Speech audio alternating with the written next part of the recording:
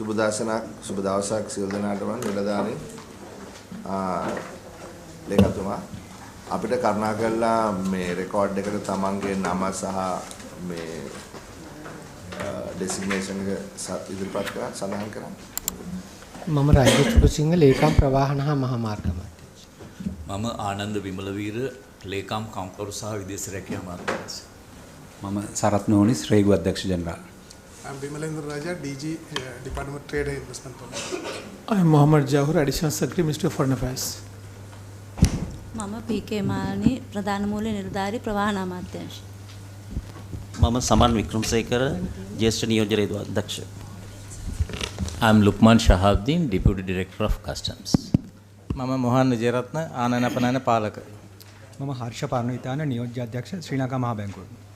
මම ශිරෝමි ජීවමාලා මෝටර් ප්‍රවාහන කොමසාරිස් තොරතුරු තාක්ෂණ. මම කුසලානිද සිල්වා මෝටර් රථ ප්‍රවාහන කොමසාරිස් සංවර්ධන. මම සුජීව දෙන්නකෝන් සහකාර කොමසාරිස් කාර්මික මෝටර් රථ ප්‍රවාහන පාර දෙපාර්තමේන්තුව. මම මහින්ද පත්මලාල් ජ්‍යෙෂ්ඨ සහකාර ඉගෙනකාරී ජාතික ඉගෙන කාර්යාලය. I'm Tilani Silva, Deputy Legal Advisor and Head of Legal from the Ministry of Foreign Affairs.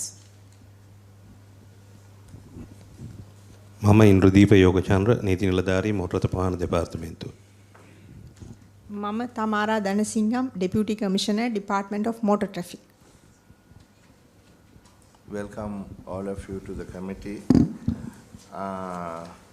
මේක ඉදිරිපත් කරන්නේ මේ ගැසට් එක ඉදිරිපත් කරන්නේ මුදල් අමාත්‍යාංශයෙන්.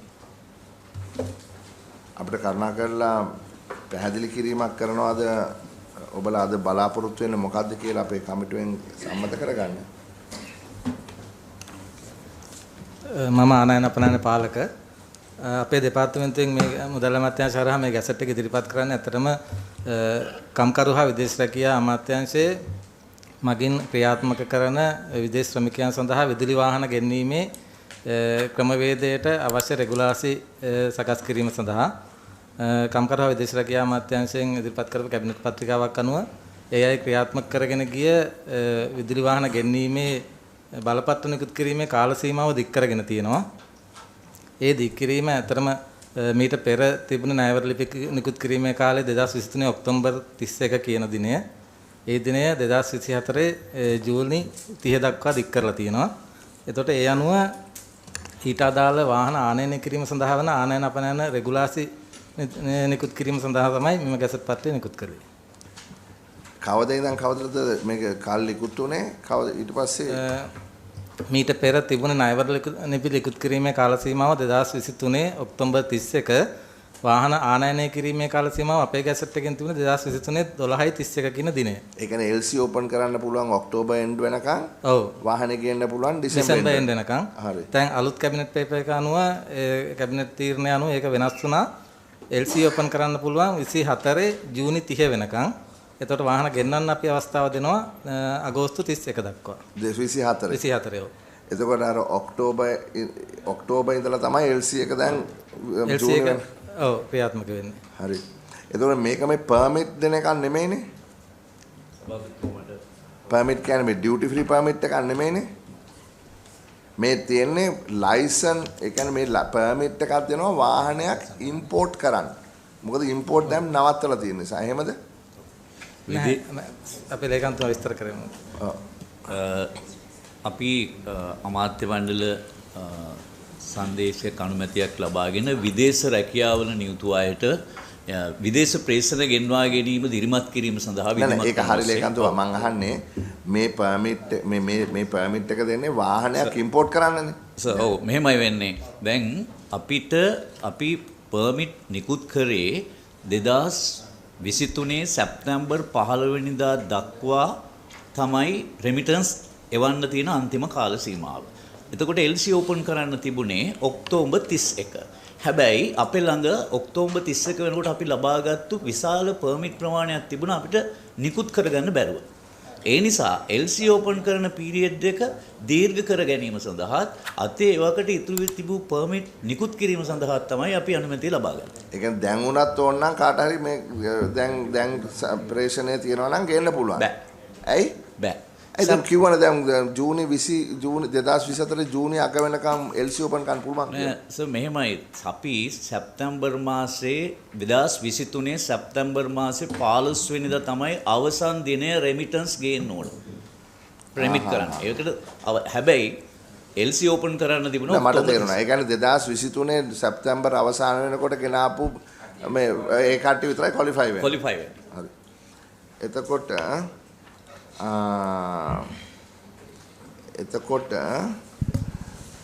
Chairman, just a quick question.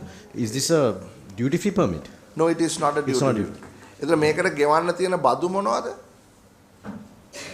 ඒ කියන්නේ මේකේ මොකනක්වත් බදු ඉවත් කරලා තියෙනවද නැත්නම් සියලුම බදු ගෙවන්න ඕනද? No, sir. Importation of motor vehicle is subject to excise duty and the luxury tax. So, excise duty they have to pay. There is no exemption. And also luxury tax also they have to pay, but luxury tax as you been exempted. Have you exempted? No, it is not. No, nothing is exempted, but the threshold there was a change because the luxury tax is imposed above certain threshold. Any vehicle coming beyond the certain threshold, minimum threshold, then they will subject to luxury tax. Yeah. So on this case, the threshold has been changed. What to what? From what? Yeah. From what to From what? 6 million to 12 million. 6 million LKR Yeah, LKR. to 12 million LKR. LKR, yes. So if you now present with this approval, any vehicle which is below the price of 12 million will be excluded. They will be subject to the excise duty, but not the luxury Yeah, tax. luxury tax will be excluded. Yes. But in usual circumstances, it is 6 million. Now, if it is normal circumstance also, they have to pay the luxury tax above the 6 million threshold. If it is below, not necessary. Yeah, So what the honorable member is asking now, you can't be ad hoc, no? Yeah. So if you are increasing luxury tax, it has to be for any vehicle over 12 million. Is that what you are saying? Why only for this scheme? No, because now the vehicle importation is suspended. Right, so only this scheme is operational. Yes, operational. So cars can be imported only under this scheme now. Only under this scheme. Yes. So how many cars have been imported under this scheme?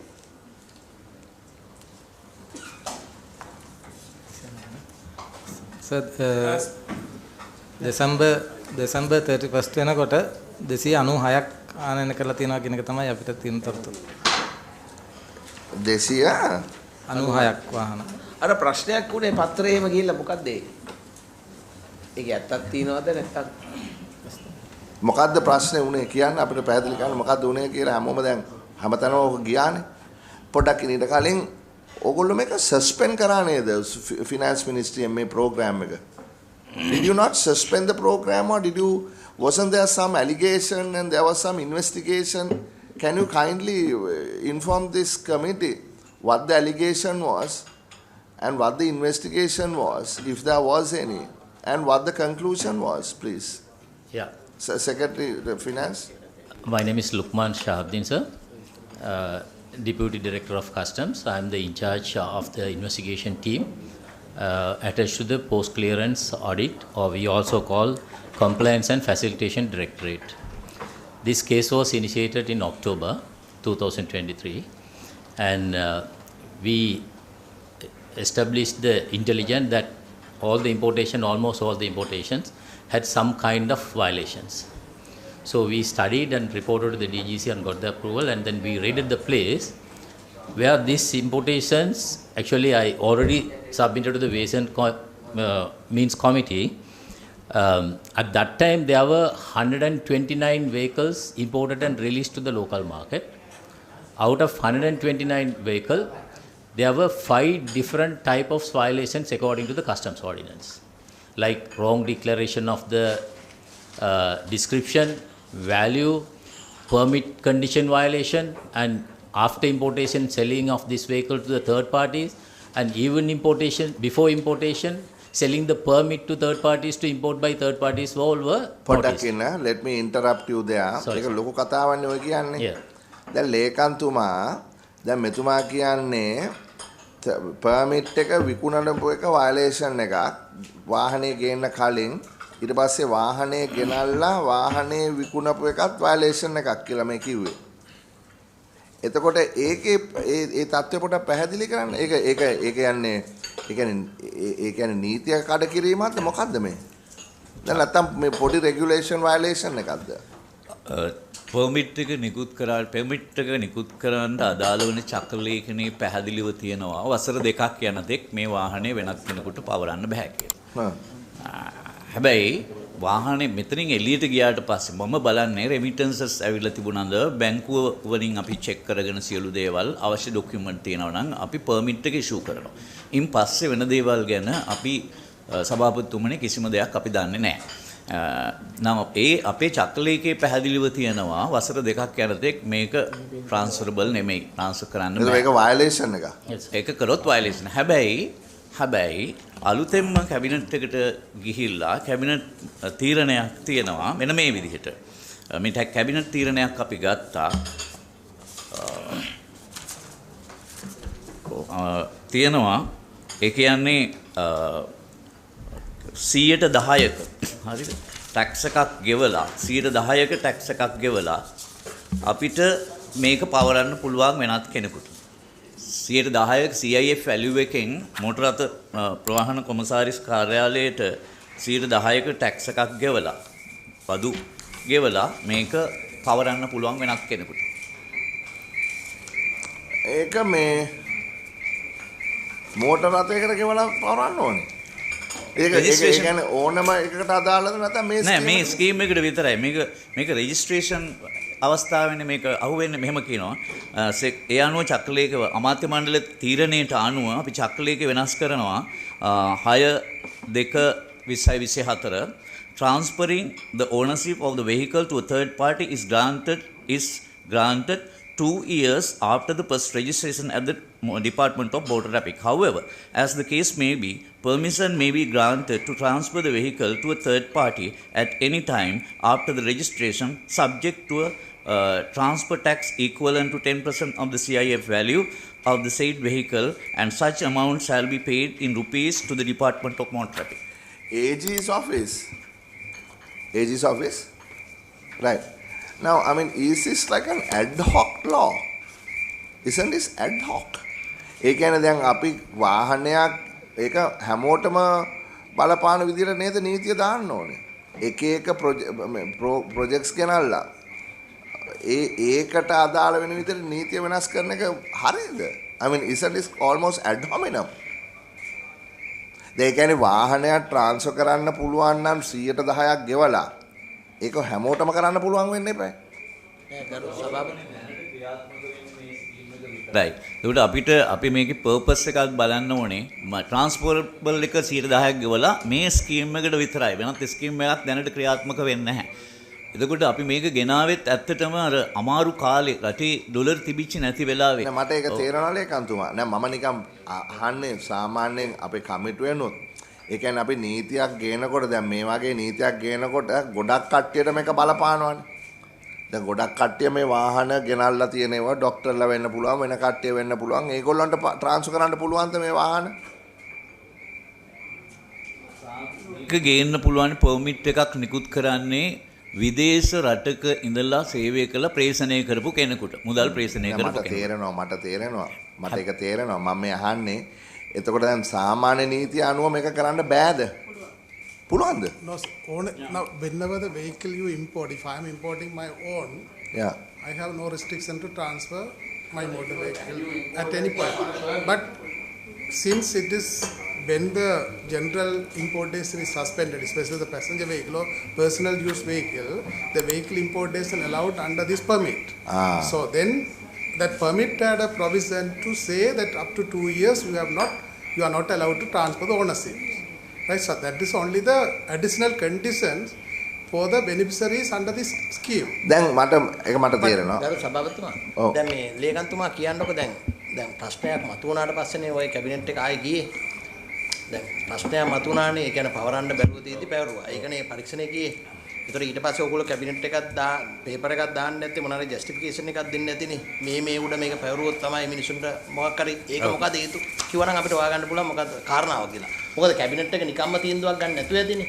ඒ හින්දා මේක තියෙනවා අපි සාධාරණීකරණය යටතේ cabinet එකේ දෙක එක විගණ්මක ශ්‍රමිකයන්ට ඔවුන්ගේ ඉපැයීම් නීත්‍යානුකූල මාර්ග ඔස්සේ මෙරටට ප්‍රේෂණය කරවීම දිරිගැන්වීම උදෙසා කම්කරු හා විදේශ රැකියා අමාත්‍යාංශය ශ්‍රී ලංකා විදේශ සේවා නියුක්තිකාරයන් සමග එක්ව දිරිගැන්වීමේ යෝජනා තුන කිහිපයක් ක්‍රියාත්මක කරලා ඒ ඔක්කොම ටික මම ඊළඟට යන්නම් ඩිරෙක්ට් එන තැනට ඉහතකී මින් පෙර පැවති ණය නොවන හා තනි විශාලතම ප්‍රේෂණ ප්‍රභාවය යන තත්ත්වය රැකගැනීමෙන් පවතින දත්තවලට අනුව 2023 වර්ෂයේ සාමාන්‍ය මාසික විගමනික ප්‍රේෂණ ප්‍රමාණය දළ වශයෙන් ඇමරිකානු ඩොලර් මිලියන 500ක් බවට පත්විය. ඒ සඳහා පහසුකම ලබා ගැනීමේ අරමුණින් 2023 9.15 දින දක්වා ලද මුළු ප්‍රේෂණ ප්‍රමාණය ඇමරිකානු ඩොලර් මිලියන 140කට අධික විය. මීට අමතරව මේ යෝජනා ක්‍රමයේ මගින් සැලකිය යුතු බදු ආදායමක් රජයට එක්රැස් කර ගැනීමට හැකි විය. 2.2 ඉහතකී කාලදිගුව ප්‍රකාශයට කිරීමෙන් අනතුරුව ශ්‍රමික ප්‍රේෂණවල විශාල වර්ධනයක් නිරීක්ෂණය විය. එහි ප්‍රතිඵලයක් ලෙස කෙටි කාලයක් තුල සුදුසුකම් ලත් ශ්‍රී ලාංකිකයින්ගෙන් මෙම අමාත්‍යාංශය වෙත සැලකිය යුතු ආදිමපත් සංඛ්‍යාවක් ලැබුණි. කාලය සීමිත වීම හේතුවෙන් නිකුත් කරන ලද ඇතැම් බලපත්‍රවලට අදාළ ණයවර ලිපි නියමිත දිනට පෙර විවෘත කිරීමට නොහැකි වූ අතර 2023 ඔක්තෝබර් අගභාගයේදී ලැබුණු ආයුධපත් 100කට අධික සංඛ්‍යාවක බලපත් නිකුත් නොකර රඳවා තබා ගැනීමට වාර්තා විය. මීට අමතරව 2020 සිට 2023 9.15 දක්වා කාල සීමාව තුළ යෝග්‍යතාව අත්කර ගැනීමට අපොහොසත් වූ එහෙත් රැකියාවල නියුතු ශ්‍රී ලාංකිකයින් ගණනාවක් මෙම යෝජනා ක්‍රමයේ යටතේ බලපත්‍රයක් ලබා ගැනීම සඳහා සුදුසුකම් ලැබීමෙන් ඒකායන අරමුණින් ප්‍රේෂර යැවීම අඛණ්ඩව සිදු කරන ලදී. ඒ අනුව අපි ඉල්ලනවා මේක තව දික් කරන්න කියලා. ඒකට දෙන්නේ නැහැ. ඒක නෙවෙයිනේ ඇමතුම අහන්නේ. හේතුව අහන්න. කස්ටම් එකෙන් පරීක්ෂණයක් කරනවානේ මේක වැරදි කියලා. ඊට පස්සේ කැබිනට් එකට ඔයගොල්ලෝ මොකක් හරි දාන්න දෙන්නේ ජස්ටිෆිකේෂන් එක සාධාරණීකරණය මේක පොඩ්ඩයි. මෙම යෝජනා ක්‍රමේ ප්‍රතිලාභියා අදාළ ගමනාන්තර රටේ තවත් වසර කිහිපයක් ඔහුගේ ඇයගේ රැකියාවේ අඛණ්ඩව නිරතව සිටින අතරතුර ඔහු ඇය වෙනුවෙන් ආනයනය කරන ලද වාහනය ප්‍රතිලාභියා විසින් නම් කරන ලද තෙවන පාර්ශවයක් විසින් බොහෝ විට සමීප ඥාතිකු විසින් භාවිතා කරනු ලබන අවස්ථා පවතී. ඔහු ඇය විදේශගතව සිටින කාල සීමාව තුළ නම් කරන ලද පාර්ශවයකට එවැනි වාහනයක් තමාගේ වාහනයක් ලෙස භාවිතා කිරීම පිණිස ප්‍රතිලාභීන් ඔවුන් විසින් නම් කරන ලද භාවිතා කරන අයෙකුගේ නමට වාහනය පැවරීමට අනුමැතිය ඉල්ලා සිටී. මෙම ඉල්ලීම යුක්තිසහගත බවක් පෙන්වන්නට තිබුණද රජයට අමතර ආදායමක් උපයා ගැනීමට මඟ පාදා ගන්නා අතරම සිදුවිය හැකි අවභාවිතයන් වළක්වා ගැනීම උදෙසා සැලකිය යුතු බදු මුදලක් අය කිරීම සුදුසුය. දැන් මෙතන මේ ওই කතාව අපිට ඇහුණා දැන්. හැබැයි නමුත් ඇත්ත වශයෙන්ම දැන් අර මෙතුමා කියන ආකාරයට මේක මේ නෝට් එකේ තියෙනවා මේ සල්ලි ගෙවලා තියෙන්නේ ඉම්පෝර්ට්. එහෙම නේද? ඉම්පෝර්ට් සල්ලි ගෙවලා ඉම්පෝර්ට් කරපු එකන්නේ තියෙන්නේ පුද්ගලයා සල්ලි ගෙවලා ගෙන අප එකකට වඩා එහෙම ඒකක් තියනවද? නෑ කොහොමද දරු සභාපතිතුමා දැන් කාට පර්මිට් දැන් අපිට දුන්නා කියන මන්ත්‍රීවරුන්ට. ඉතින් අපි කොහෙන්ද ගේන්නේ? අපි ගෙන්නන්නේ නෑනේ ගොඩක් වෙලාවට. අපිත් කාටද දීලානේ ගෙන්නන්නේ. ඉතින් ඕකේ ගැටලු දෙපැත්තටම තියෙනවා ඉතින්. දැන් එතකොට දැන් හරි. එතකොට දැන් ඕක දැන් ස්ටඩි කරලා ඉන්වෙස්ටිගේට් කරානේ. දැන් මගේ තුන්වෙනි ප්‍රශ්නේ උනේ ඊට පස්සේ මොකද උනේ? ඉන්වෙස්ටිගේට් කරලා නොයෙකුත් දේවල් හොයාගත්ත වැරදි කියලා. සමහරව කැබිනට් එකට ගිහලා වෙනස් කරගත්තා. හරිනේ? ඊට පස්සේ මොකද වුනේ? දැන් ඔය වාහන 129ක් අඳුනගත්තා කිව්වනේ නොයෙකුත් වයලේෂන්ස් එක්ක. ඒවට මොකද කරේ? So after commencing the investigation, there were 153 vehicles were subjected to investigation. Out of 153 vehicles, 134 vehicles were found with some kind of violation. Only 19 vehicles were released to the genuine importers. So out of 153, 19 mean less than 15% is the genuine import. All other importations were made by, in this scheme, there is a separate party called facilitator. So this under the permit they identify some facilitators. They only can deal with the importer and the exporter and bring down the vehicle. So is that wrong? Now, according to what the minister secretary said, how is that wrong? දැන් ඒක වැරදි වෙන්නේ නැහැ. හරි සභාවත මටත් ප්‍රශ්නයක් දැන් එතකොට ඕන කෙනෙක්ට ඒක ආනයනය කරන්න බෑ. ඒ කියන්නේ අමාත්‍යාංශයෙන් නම් කරන අයට විතරයි පුළුවන්. අන්න එතන ප්‍රශ්නයක් තියෙනවා. එතන ෆැසිලිටේටර් කිය මේක කන්ට්‍රෝල් කරන්න කෙනෙක් ඕනම කෙනෙක් සමහරවල් පුද්ගලයෙක් මේක මේ අවභාවිතා කරන එක වළක්වන්න තමයි අපි පොඩි රෙජිස්ට්‍රේෂන් එක අනිවාර්ය එකක් නෙමෙයි. අමාත්‍යාංශයේ ලියාපදිංචි කළා කවුද වාහන ඉම්පෝටර්ස්ලා.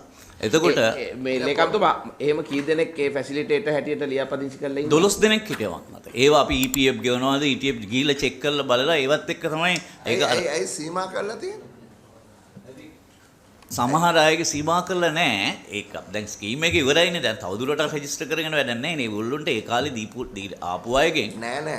දැන් තාම මේ ඒ කියන්නේ තව පර්මිට් ඉෂුව කරන්න පුළුවන් අද අර දවසට කලින් මේ ගෙන රෙමිටන්ස් එවුවනම් සැප්තැම්බර් 30 වෙනිදාට කලින් රෙමිටන්ස් එවුවනම් LC එක කරන්න පුළුවන් නෑ. ඔක්තෝබර් 31 වෙනිදා වෙනතෙක් විතරයි LC ඕපන් කරන්න තිබුණේ. එදා වෙනකම් විතරයි අපි ඇප්ලිකේෂන් බාර ගත්තේ. ජූනි වෙනකම් එක්ස්ටෙන්ඩ් කරා. ගරු සභාපතිතුමා ඔය කාරණාව නෙමෙයි දැන් අපේ මූලික ප්‍රශ්නේ එන්නේ දැන් වාහන පර්මිට් එක දැන් දීලා අපව අලුතෙන් දෙන්නේ නැහැ. දිනායට කාලෙ දික් කරලා තියෙනවා. ඒක ඔක්කොම හරි. ඒත් අපි දැන් ප්‍රස්තුතය වෙලා තියෙන්නේ දැන් මේක ආනයනය කරන්න තෝරාගත්තු 12 දෙනෙක්ට දීලා තියෙනවා. අනිත් අයට දෙන්නේ නැතුව. එතන ඒක ජස්ටිෆිකේෂන් නෑ. මොකද අපි ඔබතුමා දන්නවා පිටි ලයිසන් කරලත් දෙන්න නැතුව අපි මරාගත්තා. අපි එක පොලිසියක ඉන්න එපා දිගටම. ඒ නිසා අපේ මේ ස්කීම් එකට අපේ විරුද්ධතාවයක් නැහැ. ඒ වෙලාව රටේ තියෙන තත්ත්වය අනුව ස්කීම් එක හොඳයි. හැබැයි රටේ තියෙනවා පොඩි ප්‍රශ්නයක්. තෝරාගත්තු යම් කණ්ඩායමකට දීලා අමතර වාසියක් මේ සමහර අය ගන්න ඒකට සාධාරණීකරණය කරන්න ලේකම්තුමා අපිට උත්තර මොකද අර පැත්තට කස්ටමර් එකනොත් ඇවිල්ලා තියෙනවා වයලේෂන් ගොඩක් තිබ්බා කියලා. ගරු සභාපතිතුමනි මේක අනිවාර්ය කාරණයක් නෙමෙයි. අපිට අපි මේක පොඩක් ඕන කෙනෙකුට මේ ඒකේ අරමුණ මොකද්ද? දැන් ඕන ඔය ෆැසිලිටේට් කරන්න පුළුවන් මේ වාහන ගෙන්නන කට්ටිය ඕන තරම් ඉන්නවනේ වැඩ නැතුව. එහෙම ගොඩාක් කට්ටිය බලන් ඉඳෙද්දි ඇයි අපි 12 දෙනෙක් විතරක් තෝරාගත්තේ? මොකද්ද ඒකේ බලාපොරොත්තු වෙන දේ? සභාපතිතුමනි මේකට ගොඩාක් මුල් කාලේ ප්‍රශ්න ඇති වුණා. මේක ඉදිරිපත් වෙන්න ගෙන්නන්න කවුරුත් with your permission, you are not answering the question. It's very clearly you are asking this fundamentally one issue. Number one, why are you involved? If you are involving as a regulatory body, what is your rationale for selecting 12 or 22 or 32 or whatever? You haven't told transparent manner what is your stand on that. Now you are saying no, it was the practice in the last, we are renewing. That is why you are there. If there have been malpractices, you must stop that and give a new direction to this agency. Please let me explain. Yeah. Answer the question. Right? Yeah. Answer the question. I'm answering the question. Right. So we open, we publish, anybody who can, interested in importing this vehicle under this scheme, we ask them to register. So we received large number of applications. Okay. Right. So then we check number of things. Who are these? Is it you or an independent body? Is it within you? Within the ministry. Within the ministry. Within the ministry. So you are the chair of that ministry, that committee, obviously. Not the committee, right? We call application those who are, Sir, so this is what we are saying. We are telling to you in a democratic country in a 21st century, this should be transparent. You call through advertisements. Then that advertisement or after that you should say these are the criterion under which the first 12 people will be elected on. That's not first 12, I think. I don't know what we received large number of applications, but we have certain criteria. What are those criteria? So I'm really sorry, I didn't bring it. There are large number of criteria. Okay, have you published that? Yes, you published that. Published. Yes, and we received, but some of them were not qualified. Right? එවනේ වෙන්නේ. සාමාන්‍යයෙන් එහෙමයි වෙන්නේ. Scholarship එකක් වුණත් අපි දෙනකොට 1000ක් ඉල්ලනවා, ඇප්ලයි කරනවා, 10කටයි හම්බ වෙන්නේ. නමුත් අපි ඒ 10 තෝරගන්න කලින්ම මහජනයාට විතා පාරදෘශ්‍ය භාවයෙන් කියනවා මෙන්න මේක තමයි ක්‍රයිටීරියන් එක. ඔයා PhD ස්කෝලර්ෂිප් එකක් දානවා නම් ඔයාගේ ස්ටඩි රිසර්ච් එක තියෙන්න ඕනේ. ඒ ඔක්කොම දේවල් අපි කියනවා. නෑ ගරු මන්ත්‍රීතුමා දැන් අපිට ඕක නිවැරදි කරන්න බැරිද දැන්? ඔය දැන් ඉස්සරහට ඕන කෙනෙක්ට මේක ඉල්ලන ඕන කෙනෙක්ට ඒ සුදුසුකම් ටික ඕගොල්ලෝ තියෙන ක්‍රයිටීරියා ටික තියෙනවා නම් ඒ යටතේ ගෙන්නන්න ඕන කෙනෙක්ට දෙන්න පුළුවන් බැරිද? මේ ඕගොල්ලෝ 12ක් ඕකනේ ප්‍රශ්නේ තියෙන්නේ. ඔය තමයි පත්‍ර වලට ඊවල යන්නේ. මේක අපි ස්කීම් එකට විරුද්ධ නැහැ. ස්කීම් එක හොඳයි. හැබැයි දැන් කස්ටමර් එකෙත් අඳුරගෙන තියෙනවානේ යම් දුර්වලතා තිබ්බා කියලා. එතකොට අපි මේක නැවතත් මේක අරී කියලා ගියොත් අපි කාටවත් සමාජයට මේක අනුමත කරන්න බෑ. මේ අපිට බැලුවල්මට පේනවා මෙතන ප්‍රශ්නයක්. ඒ නිසා මම ආන්නේ ඉතුරු දැන් කාලේ දික් කරලා දීලා තියෙනවානේ.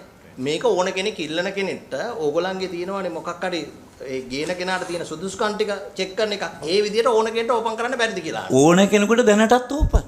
මේ රෙජිස්ටර් කරලා අපි රෙජිස්ටර් කරා කිව්වට මේක නීත්‍යානුකූලව මේ කියන්නේ කෙනාප එකක් නෙමෙයි. දැන් සභාපතිතුමා පණිවිඩයක් දෙන්න. මේ ස්කීම් මේ 12 දෙනාගෙන් පිට වාහන ආනයනය කරපු අයත් ඉන්නවා. හරි ලේකම්තුමා. ඒට කවුරු හරි ඉල්ලුවොත් ඔබතුමා වගකීමෙන් කියන්නේ ඔබතුමා ඒ සුදුසුකම් ටික තියෙනවා නම් දෙනවා කියලා. හරිනේ? ඒක ආයේ නැහැ කියන්න එපා. මොකද මේක ගියාට පස්සේ මිනිස්සු ඉල්ලයි ඕගොල්ලන්ගෙන්. හරිනේ? එහෙනම් වගකීමෙන් උත්තර දෙන්න. ඒක ඇත්තටම පර්මිට් හෝල්ඩර්ගේ වැඩක්. පර්මිට් හෝල්ඩර් ඕනේ Taman කැමති කෙනා තෝරගන්න. ඒක වාහන කීයක් ගෙනල්ලා තියෙනවද ඒ කම්පැනිස් 12 හැරෙන්න? කොච්චර වාහන ගෙනල්ලා තියෙනවද? අපි නිකුත් කරලා තියෙනවා පර්මිට් 1000 කරලක්. හරිද? ඒ අතර ඔය කියන සමාගම් මට මතක තියෙන ඒවා මම කියන්නම්. ඩිමෝ එකේ ඉන්නවා. ඊළඟට ස්පාකු කියලා අපි මේව කරමු. අපිට වාර්තාවක් දෙන්නකෝ ගරු සභාපතිතුමා. මට පොඩි වෙලාවක් අපිට නෑ. අපිට ඔබතුමා වාර්තාවක් එවන්නකෝ ආයතන ගෙන්නපු ආන කොච්චරද කියලා. එතකොට අපිට ඒක අනුව අපිට ජස්ටිෆිකේෂන් එකක් ගන්න පුළුවන් නේ. ඔබතුමාගේ කස්ටම් එකේ තියෙනවද? කස්ටම් එකෙන් කියනවා. The problem we have, sir, now when the customs document the vehicles are imported, there must be a declaration, no. But this facilitator has no role to play in the declaration. Only the importer has to sign the custom. Then whatever the wrongdoing committed by the facilitators, we cannot penalize. But through the investigation process, we brought them, and out of 134, almost all the vehicles penalty were paid by the mitigated forfeitures were paid by the facilitators. So that's mean all the facilitators have committed kind of an offence in the customs. I'm a little confused. Why do you need a facilitator when there is an importer? I mean, කවුද මේ facilitators ලා මට list 12 දෙනා කියන්න බෑ. කවුද මේ 12 දෙනා? මොනවාද ඒගොල්ලෝ කරලා තියෙන රත්ම නෙමෙයි සර්. නෑ මට කියන්නකෝ දැන් ලයිසන් මට මම ඒ වාර්තාවක් දෙන්නම් මට මතක නෑ 12ම ඇත්තටම. Honorable Hakim, if you can, would you come back here because we have to finalize that other report. Thank you, sir. Thank you. No, my question is, you know, why do you have a facilitator? What is the need of a facilitator when you can go and import a car from any importer? And what is the role of the facilitator? Sir, yeah, what we found through the facilitator, if these vehicles are imported through the agents like Micro or Demo or Mercedes, these people, they directly bring it from their manufacturers as local agent.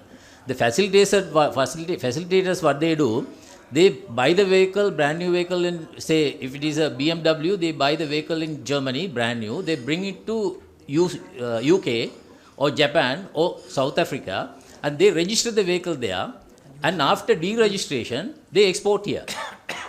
So there, we have a big issue. After this registration and deregistration, they reduce the price 15% according to the Gazette notification. There is a loophole in the 2016 Gazette that talk about the valuation of the vehicle. If the brand new vehicles are brought into the country, they have to pay 100% of the manufacturer's price tax. So you are saying that they are playing with the exactly. Yeah. So that's what is happening. Government is losing. දැන් මොකද දැන් තියෙනවා ලොකු වාහන වටිනාකම් වැඩි වාහන ගෙනම සමාජයේ තියෙන කතාව. අපි මේ ස්කීම් එකට විරුද්ධ නැහැ. ස්කීම් එකට අපි පක්ෂයි. හැබැයි නීති විරෝධී වැඩ කරලා කාට හරි වෙනම අයුතු ලාභයක් දෙනවා නම් කාට හරි ඒකට අපි විරුද්ධයි. මොකද අපි සියලු දෙනා අපි මම ස්ටෑන්ඩ් එක ගත්තොත් අපි ආණ්ඩු පක්ෂය විපක්ෂය එක ස්ටෑන්ඩ් එකට එනවා. ඒ නිසා ගරු ලේකම්තුමා අපි ඉල්ලන්නේ ඒ කියන්නේ වැරදි දැන් වෙනවා නම් ඒක අද ඉඳලා හරි නවත්තන්න යම් ක්‍රමයක් අපිට යෝජනා කරන්න අපි ඒකට අවසර දෙන්නම්. හැබැයි ඔබතුමාලා කියනවා නම් නෑ වැරදි වෙන්නේ නෑ කියන එක අපිට වෙනවා ෆයිට් කරන්න මේක. ඒකයි මම කියන්නේ. දැන් මම පොඩ්ඩක් එන මේ මම ගරු මන්ත්‍රතුමාගේ ප්‍රශ්නටත් එක්කම දැන් ඕගොල්ලෝ වාහන 298ක් ගෙනල්ලා තියෙනවා කියලා මේ අදයෝපු එකේ තියෙනවා. ඒකෙන් 151ක වැලියු එක තියෙන වාහන 50කට. ඒ කියන්නේ 6න් එහෙකට. ඒ තමයි 87.03 80.34 capacity exceeding 200 kilowatt. දැන් අපි මේ ඇනලිස්ට්ලා පොඩ්ඩක් බැලුවා ඒ වගේ වාහන මොනවද කියලා. ඒවා තියෙනවා ටෙස්ලා, පෝෂ් වගේ වාහන. හරි එතකොට ඒ කියන්නේ මෙව්වයි ඇත්තටම ඒජන්ට් ගේනකොට කොස්ට් එකයි. දැන් අලුත් මේවා බ්‍රෑන්ඩ් නිව් වාහනනේ කියන්නේ යූස් වාහන ගේන්න බෑනේ නේ. බ්‍රෑන්ඩ් නිව් වාහන ගේන්න තියෙන්නේ. Actually sir they bring the brand new vehicle. දැන් අපි ගත්තොත් මේ ටෙස්ලාට ඒජන්ට් කෙනෙක් ලංකාවේ ඉන්නවද කියලා මම දන්නේ නැහැ. හරි අපි හිතමු ඒජන්ට්ගේ ගාණයි මේගොල්ලෝ ඩික්ලෙයාර් කරන ගාණයි අතර ලොකු පරතරයක් තියෙනවද? තියෙනවා සර්. කොයි වගේ පරතරයක්ද තියෙන්නේ? minimum 15%. 15%. හරි. එතකොට 15% පරතරයක් තියෙනවා. එතකොට ඕගොල්ලෝ හොයාගත්ත 15% පරතරයක් තියෙනවා කියලා. ඕගොල්ලෝ මොකද කරේ එතකොට? Actually sir, a 15% coming through that Gazette notification 2016 that talk about the valuation scheme of the No, motor I am vehicle. asking you, now you found out there is a 15% difference. Yeah. That is the government was losing 15% in taxes. Yes. Now, Mr. Vimalendra Raja, after this investigation, did the government get the 15%? Additional 15% in taxes? No. So, no. What they are saying is, Honorable Fernando, what they are saying is they played with it and they found out there was a 15% difference. Okay? Now that 15% difference is what the Treasury had to forego. Because ideally the Treasury should have got the... Yeah. අපේ ආණ්ඩුවකින්ම දාපු circuit 2016 correct 2016 දාපු එකකින් they are playing, so how can you stop it? නෑ ඒක තමයි මම අහන්නේ. දැන් 115ක් or any other institution stop it because the government has given the approval to bring a registered vehicle. There is a valuation there 50%. We were able to stop, sir. We were able to stop through the investigation. I need to clarify And one even point. with the companies, I don't agree. Some of the companies, just because they have the agency, they play hell with the customers in Sri Lanka. Yeah, but now, right? ගෙවන්න බැරි ගණන් කියන්නේ. දැන් BMW එකේ තිබ්බ private car එකක් එහෙම ගෙනාවොත් ලක්ෂ 10ක් කියලා ගෙවන්න ඕනේ සර්විස් කරගන්න. නැත්නම් සර්විස් කරලවත් දෙන්නේ නැහැ. No. So my question is a direct one. I'm Mr. Vimalendra Raja. මගේ ප්‍රශ්නේ හරිම සරලයි. හරිම ඍජුයි. ඒ තමයි මේගොල්ලෝ හොයාගත්ත වයලේෂන් එකක් තියෙනවා කියලා. ඒ නිසා ආණ්ඩුවට ලැබිය යුතු බදු මුදලෙන් 15% විතර මේ ඩීරෙජිස්ට්‍රේට් කරලා ආයෙ රෙජිස්ටර් කිරීමෙන් ලැබුන්නේ නැහැ. දැන් මේක හොයාගත්තා. දැන් මං අහන්නේ ඒ 15% රජයට ලබා ගත්තද? Sir, I think I have to take back an answer to your question. First things, at the time of importation of motor vehicle, as I mentioned, there are two taxes applicable. One is the excise duty, other one is a luxury tax. Excise duty being applied based on the engine capacity, cubic centimeter basis. We don't worry about the declaration of the value because it is based on the engine capacity. So now in this case, kilowatt basis. Per kilowatt this much. So then that excise duty, there is no impact. Secondly, the excise, luxury tax, which is applied, the vehicle which carry the CF value above the 12 million. Below 12 million may not. So that may be the one point, but they are saying that under invoicing may help them to bring the vehicle below the threshold. That is one point. Now in this case, the customs, when they detain this kind of or investigate this kind of cases, then they will make. There are many. DGC has many powers. So one is imposing the penalty or forfeiture, whatever they can make it. So when it is made forfeiture, imposed forfeiture, then what happens? That goes under the Custom Ordinance Section 153. Under 153, only 30% will come to the consolidated fund, whatever amount they are imposing, and 20% will go to the reward compensation fund, and 50% will go to the reward fund. That is a system as of now. So what I am saying, that is the component now, that is up to the DGC custom to decide. Now say for instance, now I am importing a vehicle of 10,000, it has been underestimated for 9,000, so 1,000 is there. So the DGC custom can decide, because the custom ordinance says you can impose up to triple the value, sir. So if it is 10,000, the 1,000 rupees, I can impose the penalty up to 3,000. So then, if out of these 1,000 rupees, if the government is losing, say 500,000 as a duty, so at least the DG custom can decide to impose 1,500 and collect the duty to the government. So that is falling under the investigation teams. Okay, so it is very clear. So we want to know in these matters, how did the DG Customs act? Right? I want to know from DG Customs, what decision did you take? Because you have wide powers. What the Director General is saying is you can surcharge up to 300%. so that the government will be able to more than compensate for the loss. So I want to ask you, Mr. DG, what did you do? සභාපතිතුමනි ඒක තීරණය වෙනවා වයලේෂන් එක වාහනේට තමයි වෙනම තමයි අපි investigation inquiring ඔෆිසර්ට තීරණය කරන්න පුළුවන් ඒ තියෙන සර්කම්ස්ටන්ස් නෑ අපි එක උදාහරණයක් ගමුකෝ අන්ඩර් ඉන්වොයිසිං උදාහරණයක් ගමුකෝ සර් ඒක ලිස්ට් එක තියෙනවා සර් මෙතන අපි ලිස්ට් එකකින් එක කියන්න Out of 153 vehicles, 134 vehicles were released after the imposing of mitigated forfeiture.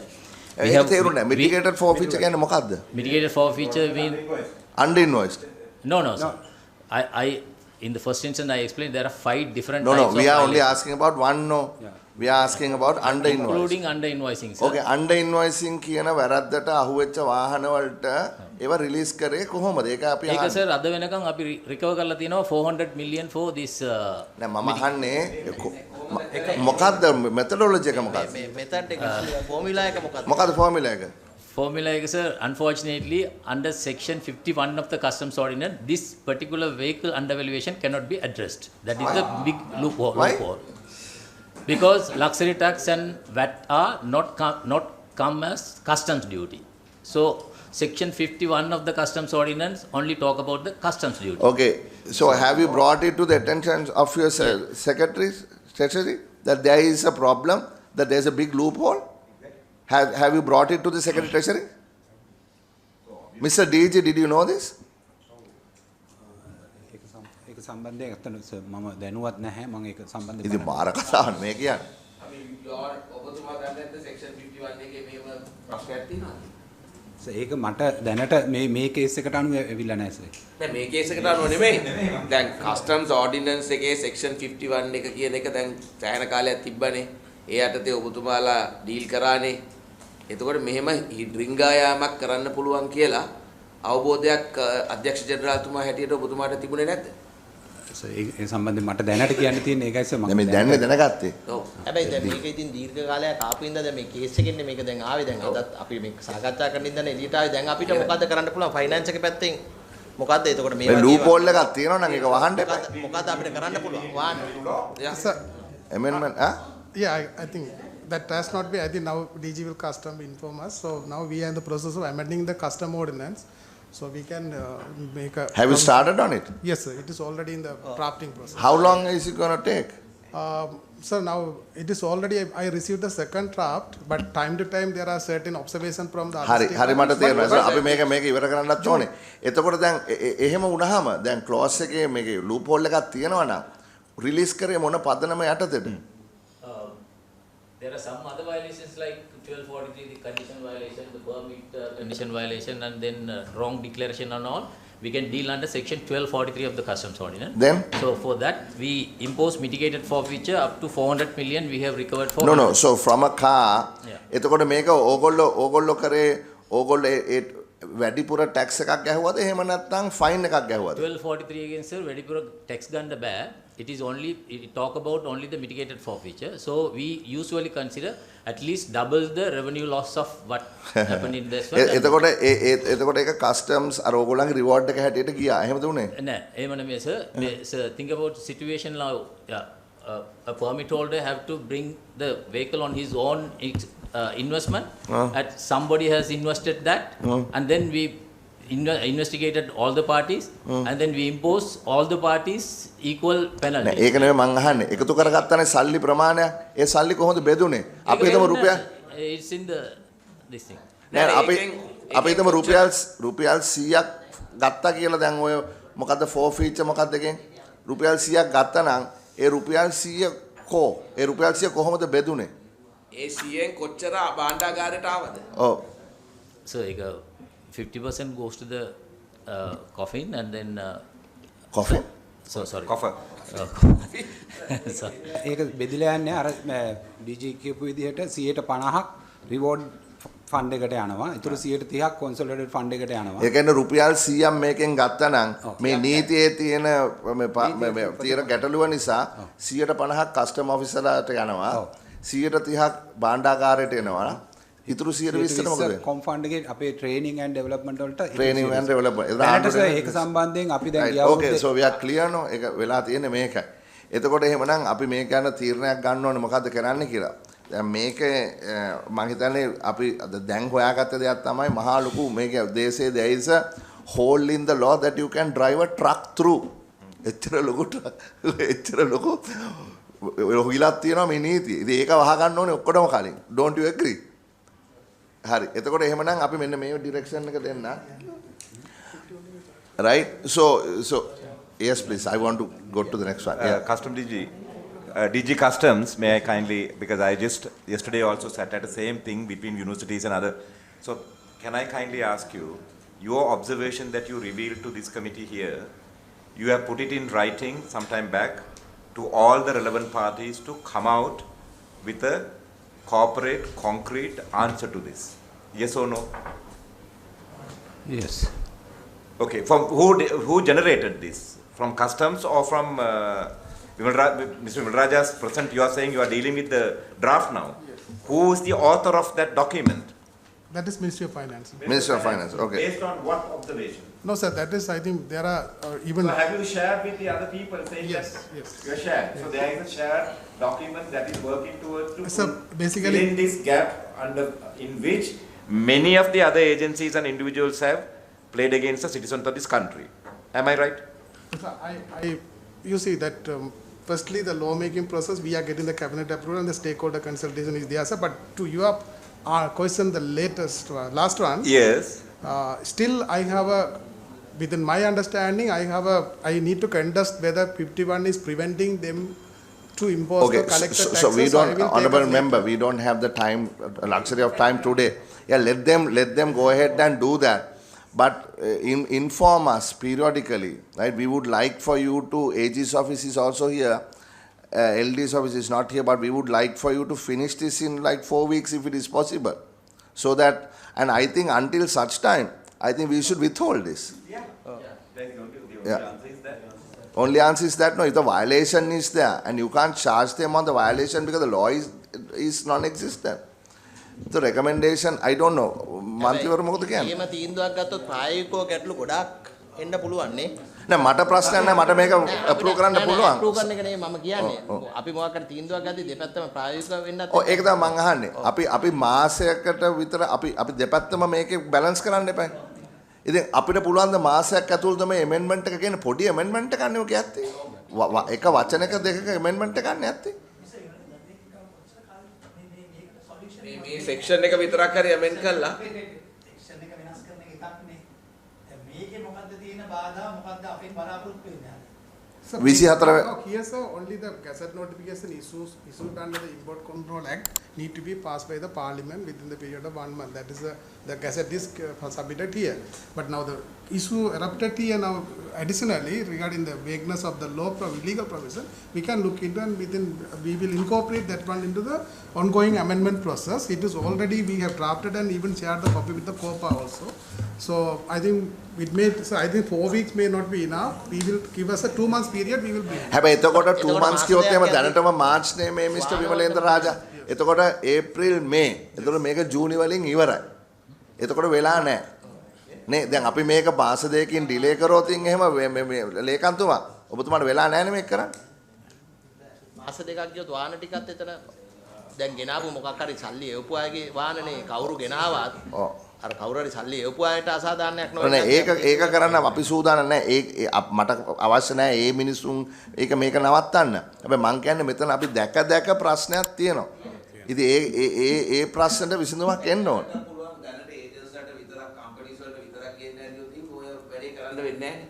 ඔය ලූප් හෝල් එක අදාළ වෙන්නේ නැහැ. ෆැසිලිටේටර්ස් හරහා ගාවොත් නේ උතනින් පනින්න පුළුවන්.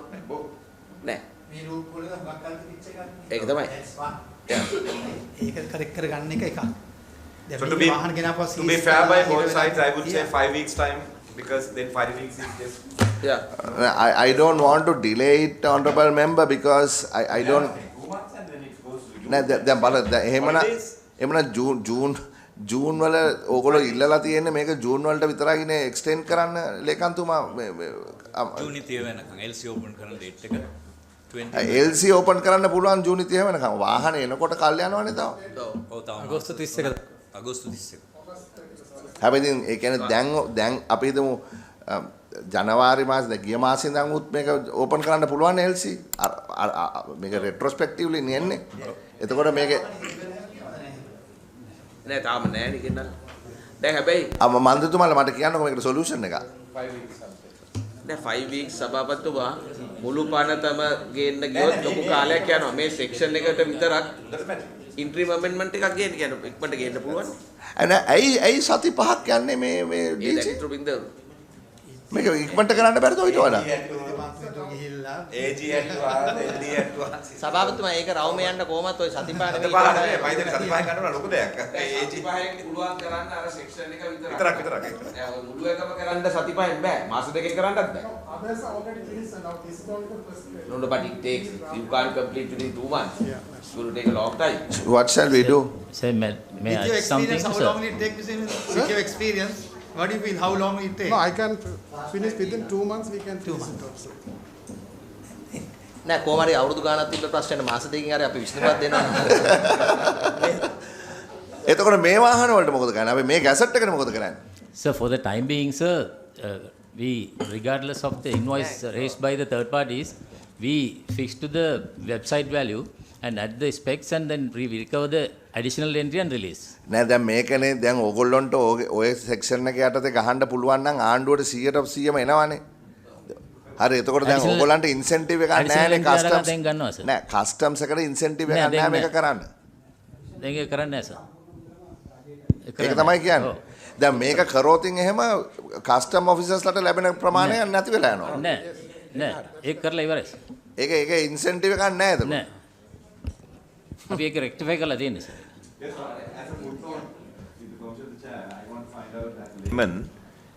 How many vehicles that are being time? No, because I have to give the room by 1:50. Ganda. Please go ahead. No, I have another.